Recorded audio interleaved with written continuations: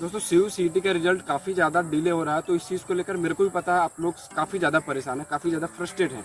लेकिन देखो, मैंने कभी नहीं कहा कि आपका जो रिजल्ट है वो 15-16 तारीख से पहले आ रहा है। मेरे को भी पता है कि ऑनलाइन एग्जाम हुआ था, लेकिन मैंने कभी नहीं कहा कि आपका जो रिजल्ट है वो 15 से पहले आ रहा है। तो अभी फिलहाल आपका जो रिजल्ट है वो 20-22 के आसपास ही आएगा, उससे पहले रिजल्ट नहीं आ रहा है, ठीक है।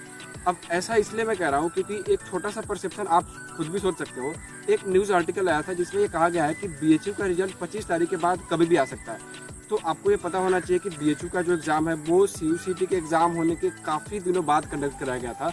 तो अगर NTA के पास थोड़ी बहुत भी शर्म बची होगी तो वो 22 तारीख से पहले आपका रिजल्ट ज़रूर आपको दे देंगे, स्कोर कार्ड आपको मिल जाएगा।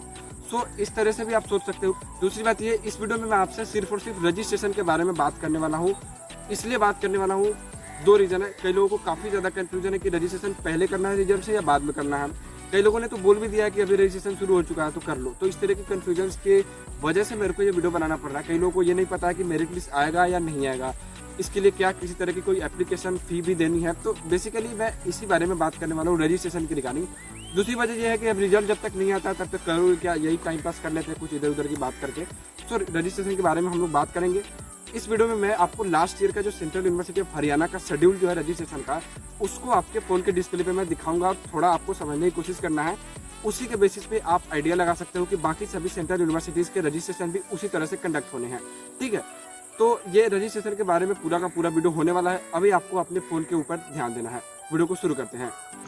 सो बेसिकली दोस्तों, आप यहाँ देख सकते हो ये सेंट्रल यूनिवर्सिटी ऑफ हरियाणा का लास्ट ईयर का रजिस्ट्रेशन का शेड्यूल है। उसके अकॉर्डिंग मैं आपको समझाने की कोशिश कर रहा हूँ, सारे डाउट्स आपको यहाँ क्लियर हो जाएंगे। अब देखो, यहाँ सेंट्रल यूनिवर्सिटी ऑफ हरियाणा लिखा है तो इसका मतलब ये नहीं कि ये सेंट्रल यूनिवर्सिटी ऑफ हरियाणा के लिए ही है। कमोबेश जिस भी सेंट्रल यूनिवर्सिटी में आप एडमिशन लेना चाह रहे हो, 12 जो भी सेंट्रल यूनिवर्सिटी पार्टिसिपेट कर रही हैं, उनके लिए सेम प्रोसीजर होगा। कुछ एक पॉइंट्स में हो सकता है डिफरेंस हो। जैसे मैंने सुना है कि 1-2 यूनिवर्सिटीज़ ऐसी भी हैं जो रजिस्ट्रेशन के लिए कोई फ़ी नहीं ले रहे हैं, या कई लोग 1 या 2 यूनिवर्सिटी ऐसे भी हैं जो पहले मेरिट लिस्ट रिलीज़ कर रहे हैं, ठीक है। तो यहाँ आपको ये ध्यान देना है कि ज़्यादातर जो भी यूनिवर्सिटीज़ है, सबका जो काउंसलिंग का जो प्रोसीजर है, जो रजिस्ट्रेशन का प्रोसीजर है, वो सेम होना है। जैसे यहाँ आप देखो, सबसे पहला जो काम है वो आपको start of online registration for admission in central university of Haryana, ये जो है आपको स्टार्ट किया जाएगा। सबसे पहले रजिस्ट्रेशन करना है 300 रुपये का पेमेंट करके, ठीक है। यहाँ आप एक चीज़ देख सकते हो, एक्सेप्ट SC ST, ठीक है।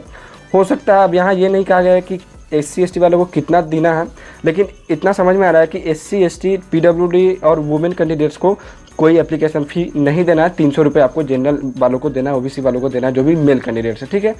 उसके अलावा जो आपका दूसरा जो पॉइंट है वो आप देख सकते हो, last date for online registration choice filling and locking of choices 22/10। इसको डेट के ऊपर बेसिकली आपको ज़्यादा फोकस नहीं करना है, ये लास्ट ईयर का डेट है। लेकिन एक चीज़ मैं यहाँ मेंशन करना चाहूँगा कि 18/10 जो लिखा है यहाँ, ये आपको जो शेड्यूल जो रिलीज़ किया गया था सेंट्रल यूनिवर्सिटी ऑफ हरियाणा की तरफ से, ये रिजल्ट आने से ठीक 3 या 4 दिन पहले। मतलब ये कि अभी से आपको जिस भी यूनिवर्सिटी में एडमिशन लेना है तो आप उस पर्टिकुलर यूनिवर्सिटी की वेबसाइट प्रॉपर चेक करते रहो। कभी भी आपको नोटिस देखने को मिल सकता है रजिस्ट्रेशन के रिगार्डिंग, ठीक है, क्योंकि रिजल्ट आने से पहले 1-2 दिन पहले भी आपको इस तरह के नोटिस रिलीज़ कर दिए जाते हैं। सो बेसिकली आपको सबसे पहले रजिस्ट्रेशन करना है 300 रुपये का पेमेंट करके। उसके बाद में आपको एक चॉइस फिलिंग, आपको अपना कोर्स लॉक करना है। कुछ टाइम दिया जाएगा, उसमें आप चाहो तो चेंज भी कर सकते हो। उसके बाद में आपको कोर्स लॉक करने के बाद तीसरा जो आपका पॉइंट है वो है कि display of merit list on university website. उसके बाद में आपको एक मेरिट लिस्ट फाइनली रिलीज़ किया जाएगा।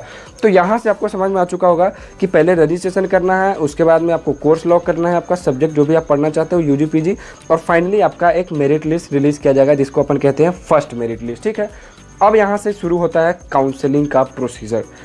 फर्स्ट काउंसलिंग के लिए क्या है, display of category wise allotment list and offer of admission, ठीक है। तो उसके बाद में आपको मेरिट लिस्ट के बाद आपका एक फाइनली काउंसलिंग के लिए category wise allotment list release किया जाएगा, और आपको एक ईमेल पे या रजिस्टर्ड मोबाइल नंबर पे नोटिफिकेशन भी जाएगा कि आपको काउंसलिंग करानी है। काउंसलिंग करने के बाद आपको 2 दिन का समय दिया जाता है, 3 दिन का समय दिया जाता है पेमेंट करने के लिए, ठीक है। जो भी आपका प्रोग्राम का फीस है उसमें आपको पेमेंट करना है दूसरे नंबर पे, जो आपका है online payment of fee for first round allotted, ठीक है। उसके बाद में तीसरा जो है display of vacant seats if any. So यहाँ मेरे कहने का मतलब ये है कि फर्स्ट राउंड काउंसलिंग ख़त्म होने के बाद अगर कोई सीट्स खाली रह जाती हैं, कुछ सीटें, अब यहाँ से जब सीट्स खाली रह जाएंगी तो आपका यहाँ से सेकेंड राउंड काउंसलिंग शुरू होगा, सेकेंड के बाद में third round counselling. So basically आपको इस वीडियो से समझ में आ चुका होगा कि सबसे पहले आपको रजिस्ट्रेशन करना है। 300 रुपये का पेमेंट करने के बाद कुछ यूनिवर्सिटीज़ के लिए पेमेंट कम भी हो सकता है या थोड़ा ज़्यादा भी हो सकता है, ये नॉन रिफंडेबल होता है, ठीक है। उसके बाद में आपको एक चॉइस फिलिंग करनी है, कोर्स लॉक करना है। कोर्स करने के बाद में एक मेरिट लिस्ट रिलीज़ की जाएगी, जिसको हम लोग फर्स्ट मेरिट लिस्ट कहते हैं। फर्स्ट मेरिट लिस्ट रिलीज होने के बाद आपको काउंसलिंग के लिए बुलाया जाएगा, जिसमें आपको ऑनलाइन काउंसलिंग ही करना है इस बार भी, जहाँ तक मेरे को अभी लग रहा है, ठीक है। तो ऑनलाइन काउंसलिंग ही होगा इस बार भी आपका। काउंसलिंग के बाद में फाइनली आपको आपका सीट अलॉट करा दिया जाएगा, आपका एडमिशन डन कर दिया जाएगा। किसी तरह का अगर कोई डॉक्यूमेंट वगैरह गड़बड़ नहीं हुआ तो, ठीक है।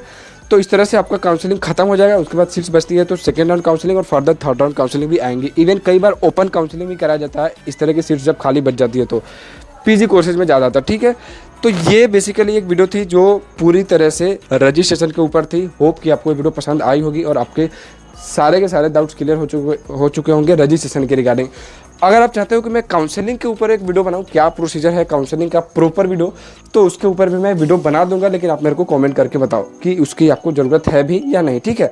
फिलहाल अभी हम वेट कर लेते हैं रिजल्ट का। आज के लिए इतना ही रहने देते हैं। बहुत बहुत धन्यवाद।